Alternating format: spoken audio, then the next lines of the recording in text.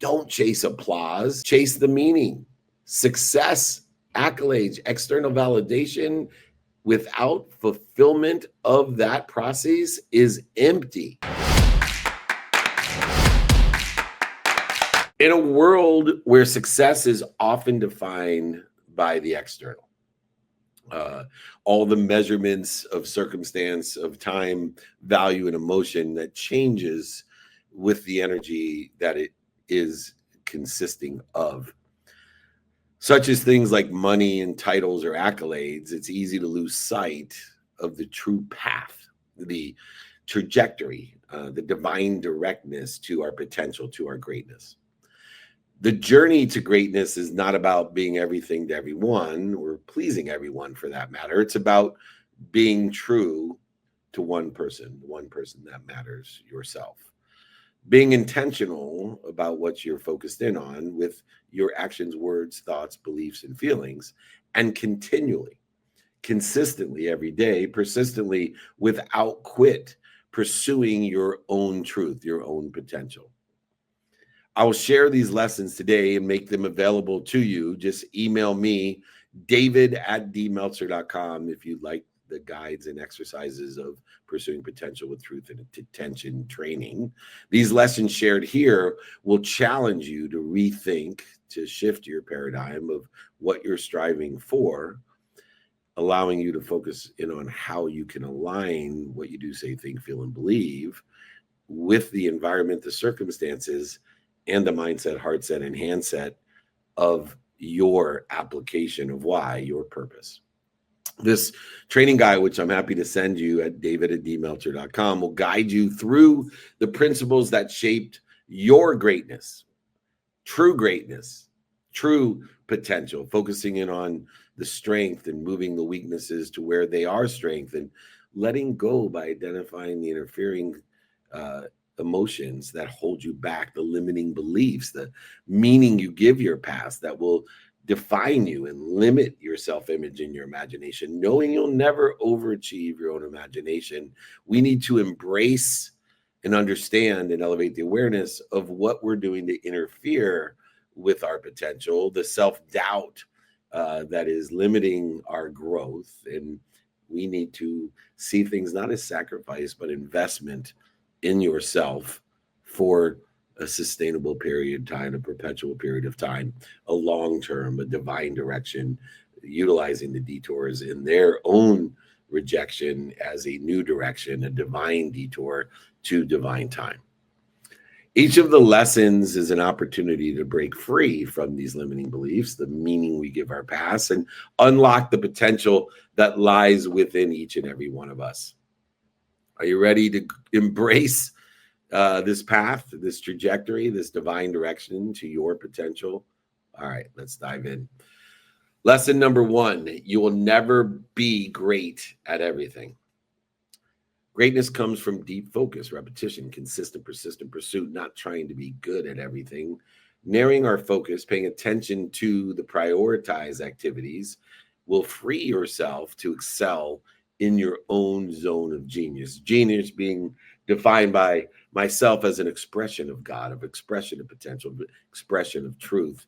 And when we achieve this greatness, this fulfillment, this purpose, this potential, and focus in on and pay attention on what aligns with your strengths, your skills, your knowledge of who and what, and your desires, we learn to prioritize the activities that are aligned with our divine and delegate the rest.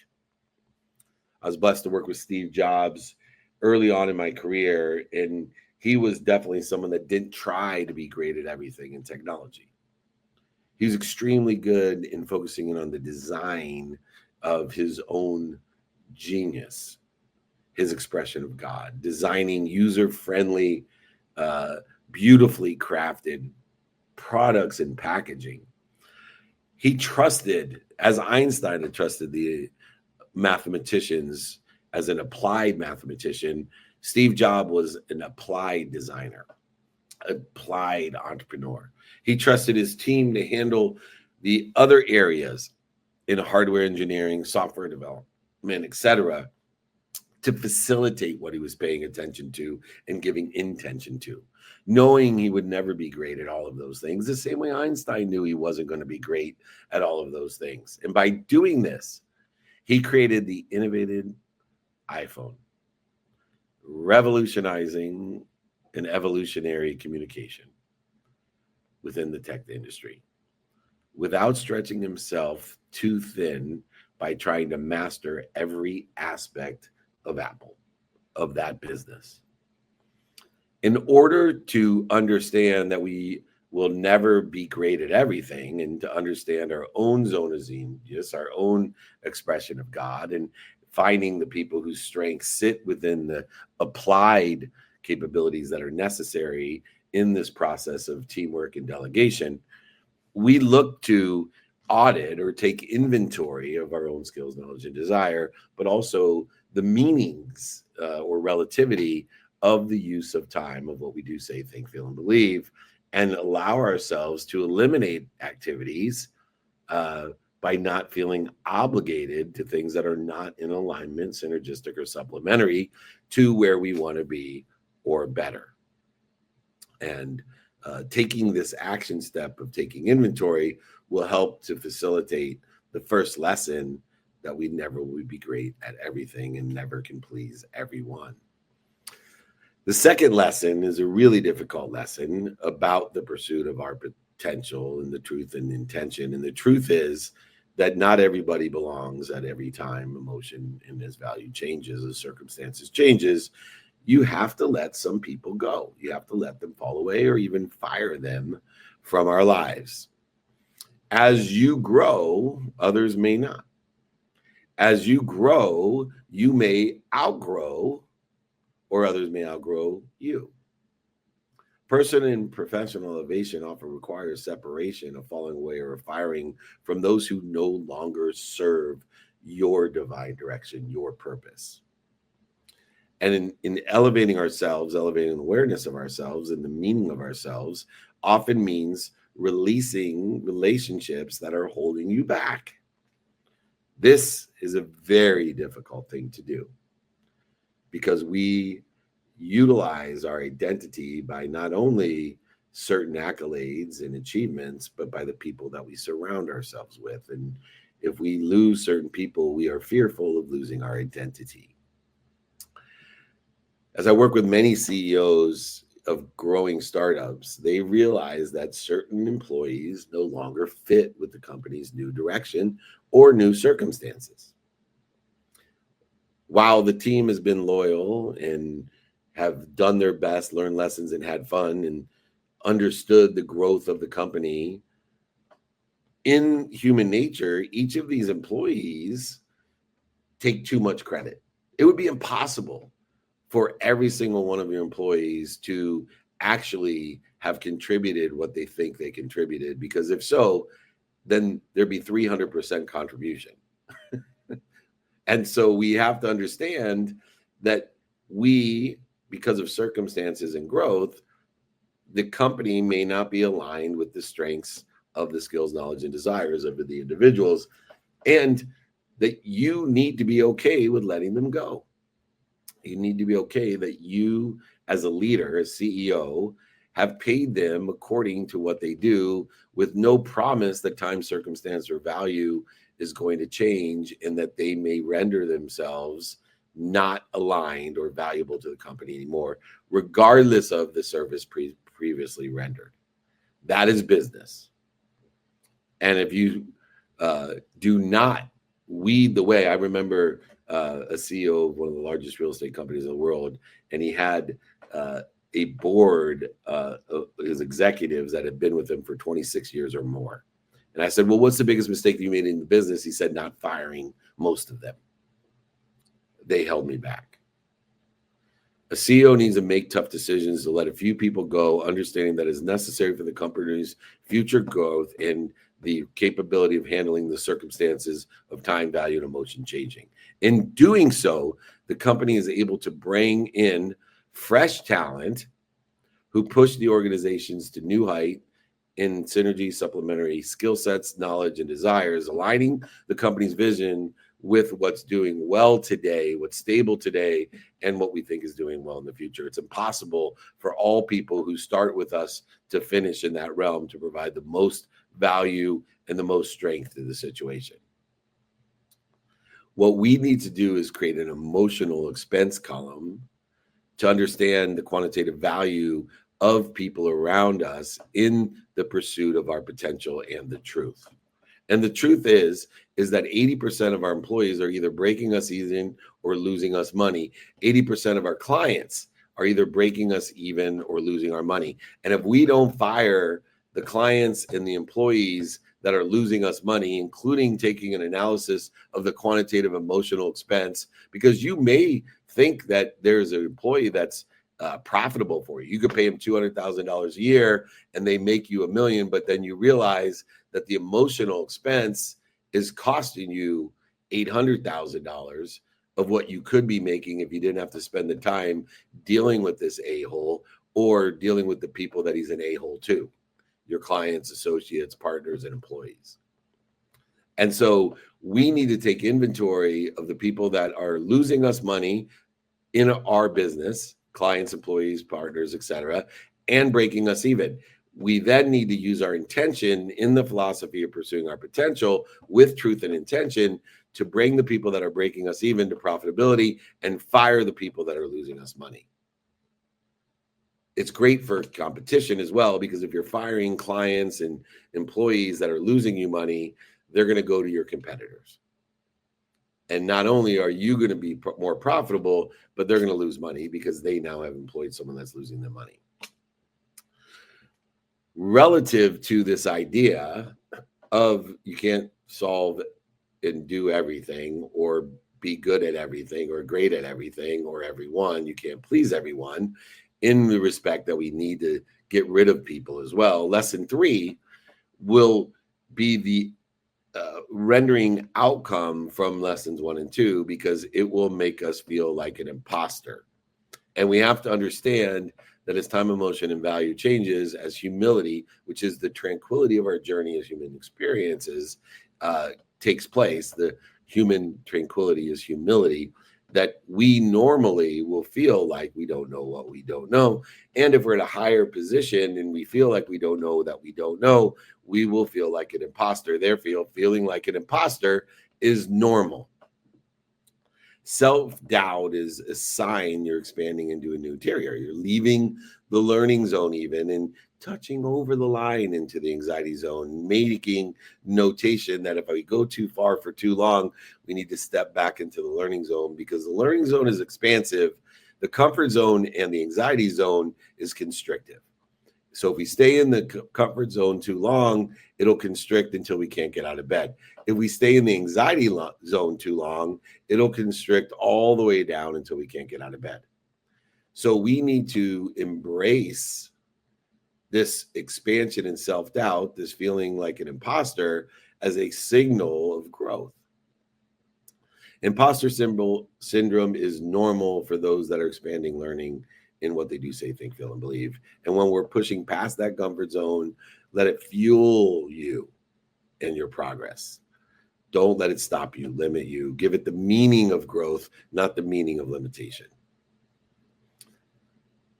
I tell a story about J.K. Rowling. If I was limiting my own beliefs and traveling around in London, imagine you were walking on the street and you met a homeless woman, and she said to you, as she's writing into her paper journal, "Would you like to buy my story for $1 million?" Now, my own self-doubt would tell me this is crazy, and I would offer, 20 euros and say, "Here, I'd love to help you in your pursuit of your potential and writing this brilliant story." But understanding my timing and risk tolerance, not really sure $1 million for that handwritten paper journal would be worth it. Now, me and my self-doubt would have passed up a multi-billion-dollar franchise that created the richest woman in the UK, because she would have sold me Harry Potter. And little did I know, if that was the case, that my own limitations and my own beliefs about possibilities, probabilities, and perspective would have given me an opportunity to be a billionaire by purchasing Harry Potter. But when J.K. Rowling herself first started writing Harry Potter series, she had severe doubt. Beyond my doubt, she felt like an imposter in the world of literature, especially when her book that was handwritten while she was homeless, was rejected by multiple publishers. That which is like Jack Canfield, who was rejected by 120 publishers before he wrote Chicken Soup for the Soul, which sold over 500 million copies next to the Bible, the best-selling book. But instead of giving up like Jack Canfield, J.K. Rowling continued writing and allowed her success, as things happened very slowly, then all of a sudden, to overcome her self-doubt, which was merely a sign that she was pushing herself beyond the comfort zone into this new territory. That feeling like an imposter, which she did every day, homeless, writing Harry Potter, was normal. In order to facilitate the lesson 3 of feeling like an imposter is normal, we need to reframe things. We need to reframe the imposter feelings as an indicator of growth expansion, as an indicator of awareness that the rejection is a redirection into something bigger and better. And so if we still ask ourselves the questions about being an imposter, about giving meaning to what we're doing, about realizing that those who feel like an imposter are humble, humility is the tranquility of human experience, which is a good thing to put us at ease, to allow the things that already exist, our potential that we are pursuing, to happen faster, to aggregate more source and resource, and to create exponentiality in its outcomes. Remember, feeling like an imposter is normal.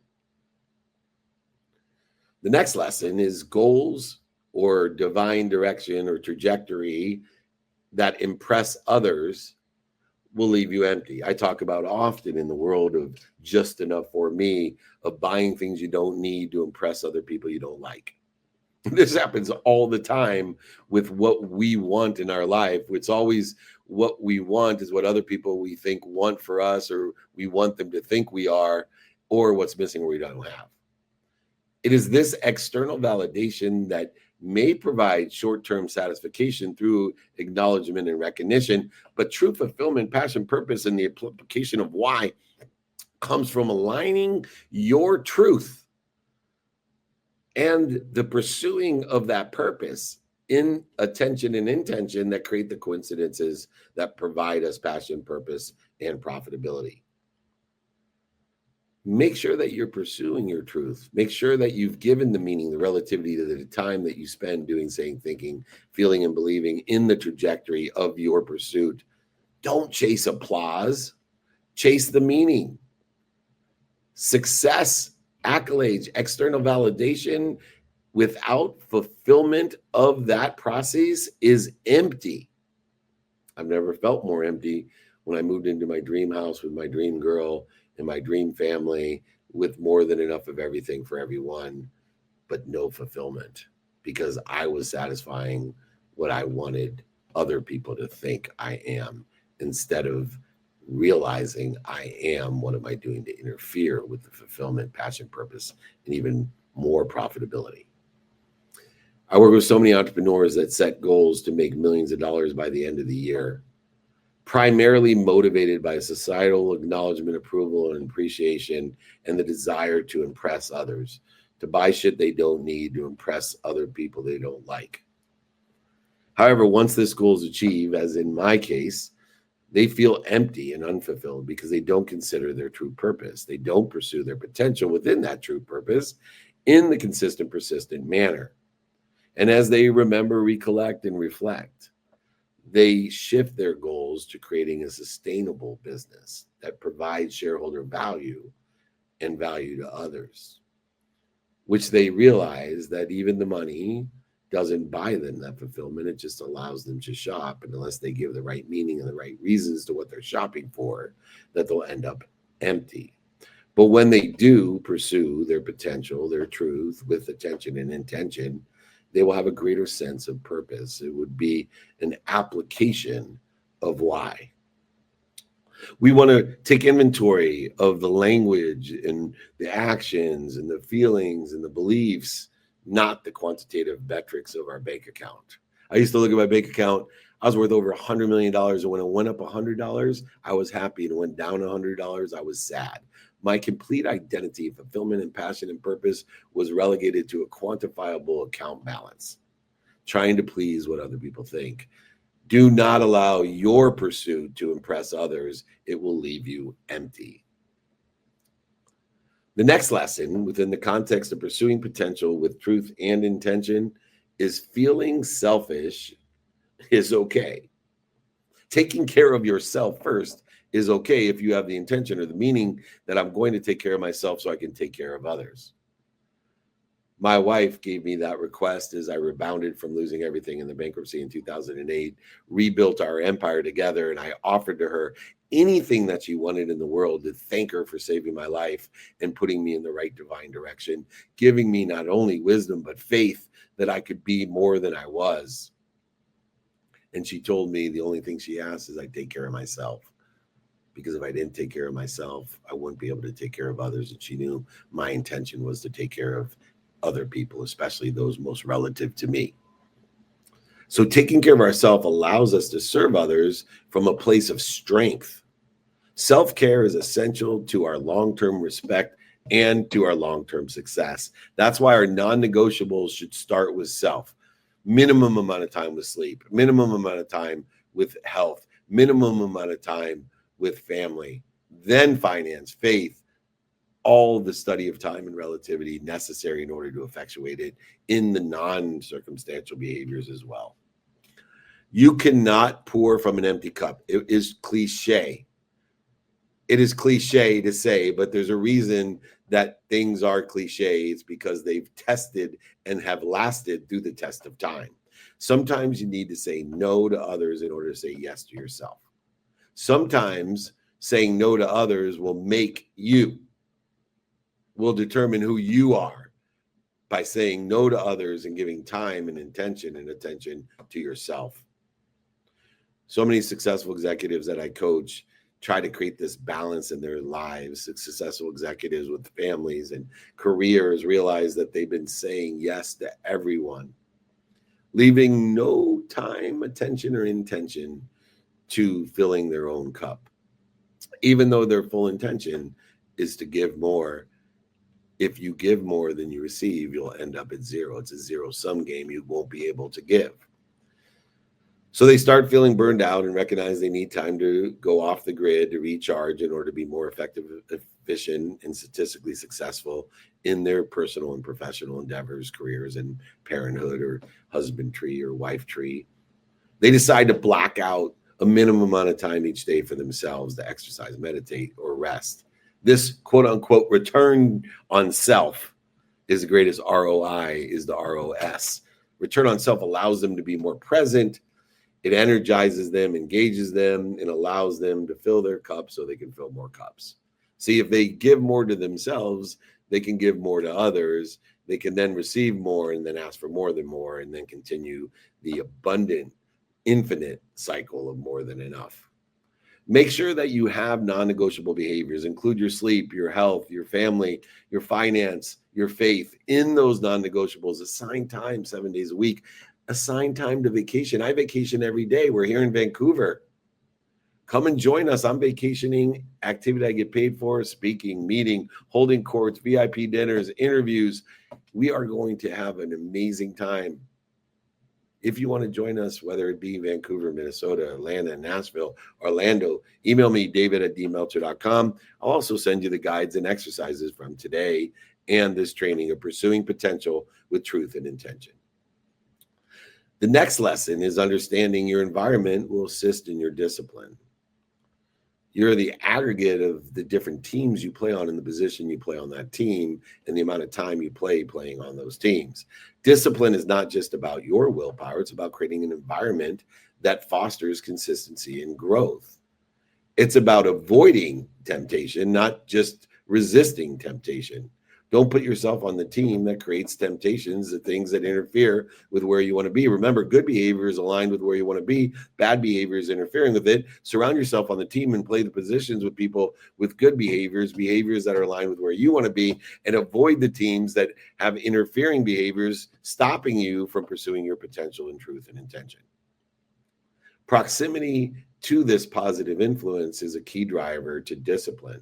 Discipline is not easy. It's contrary to human nature. It's easier if you're playing for disciplined teams than non-disciplined teams.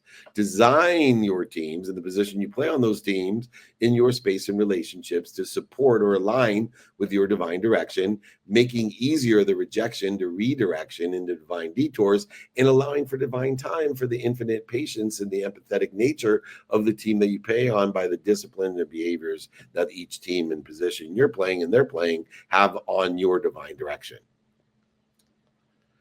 Understand a writer who struggles to stay disciplined creates a dedicated writing space with few distractions, interferences, fills themselves with inspirational quotes, books, lessons, stories, maybe even a comfortable chair. By setting up an environment that supports their divine direction, it allows the dejection to turn to redirection, and they find that the act of writing becomes easier and easier, even though the simple things to do are simple not to do, because they've designed a team and a position on that team that encourages focused, consistent, persistent pursuit of their truth and their potential with intention.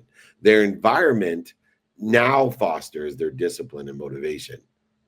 Make sure that you're constantly seeking upgrading the environments, the teams that you play on, in the position that you play, and surround yourself with those routines and behaviors that exist. Remember, it is consistent, persistent pursuit. You're never done. You're just pursuing your potential. If you think you can get more, there'll always be more. You'll be empty for sure. Greatness is not a destination. It's a continuous journey towards your potential. There's no final arrival. There's just a trajectory, a divine direction and divine time that makes those detours, that rejection into a redirection, into a divine direction of a divine detour. Strive for progress, not perfection. So many Olympians who win gold medals don't rest on their laurels. In fact, the greatest Michael Phelps, gold medal champion, was in the pool the day after he won his 8th gold medal. After achieving what others might see as a pinnacle of success, he understood that there's always more potential to unlock in our own greatness, in a lifelong pursuit of that greatness according to his skills, knowledge, and desires. This mindset allows him to stay hungry for improvement throughout the year. In conclusion, understanding that the enjoyment of the consistent everyday, persistent without quit, of pursuing our potential with truth and intention will create the coincidences, the results, the consequences of what we want in our lives. As you move forward, remember that greatness isn't a destination. It's an ongoing journey of growth and self-discovery. Each lesson is a step towards aligning your skills, knowledge, and desire of what you do, say, think, feel, and believe with your true potential. Shedding the habits and the people that hinder your progress, interfere with where you want to be or better, and embrace what you do, say, think, feel, and believe, that you are always progressing, evolving, and growing. If you embrace these lessons with truth and intention, you will not only unlock your personal greatness and potential, but inspire others to do the same. Not only liberating your life, but liberating others' people, light, love, and lessons. The pursuit of this greatness is not about perfection. It's about the progress. There will always be challenges and moments and interference of self-doubt, but it's through overcoming these hurdles that you will discover just how limitless you are, and the meaning that you give the past should be expanding, not limiting your potential, because your potential is your truth. Make a commitment today, understanding your non-negotiable behavior that's aligned with where you want to be or better. Play on the teams and play the positions that are aligned with it, and get rid of the teams and the people that are interfering with your journey, and trust that every step you take will bring you closer to the person that you're meant to become, your potential. You are capable of more than you think, say, do, feel, and believe. You are unlimited, limitless, determined upon the meaning of the past of what you do, say, think, feel, and believe. Through this process, let this be a start on your path to your potential. Enjoy the consistent, persistent pursuit of that potential. Keep pursuing what you're paying attention to, giving intention to for the coincidences, results, and consequences you want in your life, and watch your potential unfold. If you like these lessons and guides, email me, david@dmeltzer.com. Join me in Vancouver, Minnesota, Atlanta, Nashville, and Orlando. This has been the Pursuing Potential with Truth and Intention training for the Napoleon Hill Institute. Reach out to me, david@dmeltzer.com. Remember, most importantly, be kind to your future self and do good deeds.